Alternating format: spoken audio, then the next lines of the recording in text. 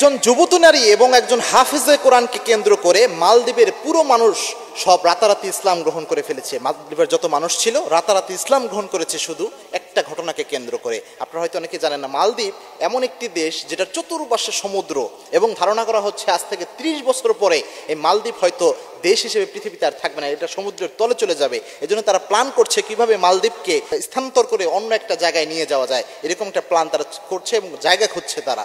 এই মালদ্বীপে এই সমুদ্রের মাঝখানে কিভাবে ইসলাম পৌঁছালো এই জিনিসটা কিন্তু আমরা অনেকেই জানি না। মালদ্বীপে একটা সময় একটা জাহাজ এক সময় যাচ্ছিল, ওই জাহাজটা ঝড়ের কবলে পড়ে মোটামুটি ডুবে যায় এবং অনেকেই মারা যায়। একজন যুবক যিনি হাফেজে কোরআন ছিলেন তিনি ভাসতে ভাসতে ওই উপদ্বীপের মধ্যে পৌঁছায়, মালদ্বীপের ওই উপদ্বীপটার মধ্যে পৌঁছায়। ওই সময় ওই জায়গায় যখন তিনি পৌঁছানোর পর তিনি ওই জায়গায় দীর্ঘদিন একজন মুসলিমের ঘরে ছিলেন, একটা জায়গায় ছিলেন, অমুসলিমের একটা বাড়িতে ছিলেন। দীর্ঘদিন থাকার পর তিনি দেখলেন যে একদিন ওই ব্যক্তি যে ঘরে ছিলেন ওই ব্যক্তি কান্না করছে।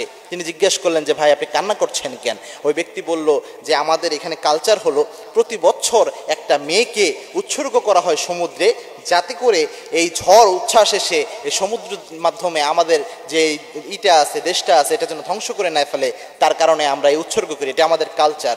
ওই হাফেজে কোরআন তিনি চিন্তা করলেন এটা কেমন ধরনের কালচার, কিন্তু তাওহীদবাদী। তিনি বললেন যে ভাই এবছর আপনি আমাকে মেয়ে সাজিয়ে আমাকে উৎসর্গ করেন, ওই জায়গায় আমাকে পাঠিয়ে দেন, আমি চলে ওখান থেকে যেয়ে আমি ফিরে আসবো, বা আমি ওখানে চলে যাবো, উৎসর্গ করবো নিজেকে।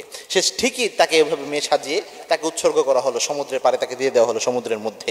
তিনি আল্লাহর কাছে দোয়া করলেন, আল্লাহ আজকে আপনি আমাকে এই বিপদ থেকে উদ্ধার করেন, কেননা আমি যদি এখান থেকে বের হয়ে যেতে পারি তাহলে আমি তাওহীদের দাওয়াত দিয়ে তাদেরকে কালেমার দাওয়াত দিয়ে ইসলামে প্রবেশ করাতে পারবো, এবং তারা আমাকে অন্যভাবে নেবে, যেহেতু তারা অদৃশ্য জিনিসের প্রতি এভাবে যে কুবিশ্বাস এটার প্রতি তারা আসক্ত।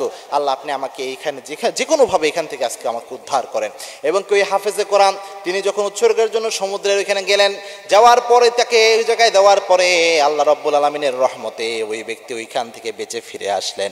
পুরা মালদ্বীপের সমস্ত মানুষ অবাক হয়ে গেল, কিরে কোনো বছর তো এমন হয় না, এই বছর কিভাবে সম্ভব? তখন ওই ব্যক্তি এই কৌশলকে কাজে লাগিয়ে তিনি তাওহীদের দাওয়াত দিয়ে দিলেন।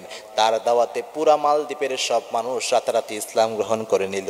সব মানুষ তার এই কাজের কারণে ইসলাম গ্রহণ করে নিল। যে এত বড় কারামতি তিনি প্রকাশ করেছেন, অথচ তিনি অরিজিনালি আল্লাহর কাছে দোয়া করে এটা চেয়ে নিয়েছিলেন। এবং আপনারা জানেন বর্তমানে বিশ্বে যেগুলো অধিকাংশ জনগণ যে জায়গায় মুসলিম, তার মধ্যে অন্যতম একটি দেশ হচ্ছে এই মালদ্বীপ, যার অনেক বেশি মানুষ ইসলামের মধ্যে রয়েছে, এবং তাদের মধ্যে ইসলামিক কালচার, ইসলামিক চিন্তা ভাবনা অনেক ক্ষেত্রে অনেক বেশি পাওয়া যায়। কেননা তারা সব সময় একটা ঝুঁকির মধ্যে থাকেন, সমুদ্রের পাড়ে থাকেন, এবং সমুদ্র তো অনেক ভয়ানক একটি জিনিস।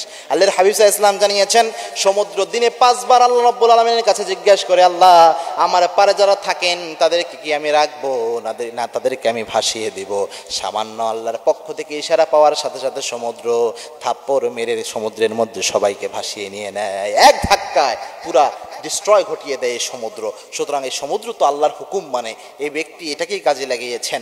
এইভাবেই রাতারাতি ইসলাম প্রবেশ করেছে এই মালদ্বীপের মধ্যে। তাই আমাদের উচিত হচ্ছে তাওহীদের দাওয়াত যুগ থেকে যুগান্তরে আমাদের ছড়িয়ে দেওয়া, এবং দিক থেকে দিগন্তে আমাদের তাওহীদের দাওয়াত নিয়ে ছুটে চলা। অরিজিনালি ইসলামের দাওয়াতই হচ্ছে এই দাওয়াত ব্যবস্থা।